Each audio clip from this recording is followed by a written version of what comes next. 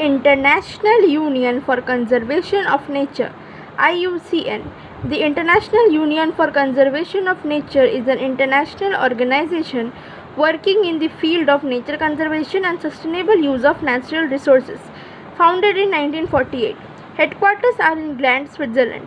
Founder is Julian Huxley.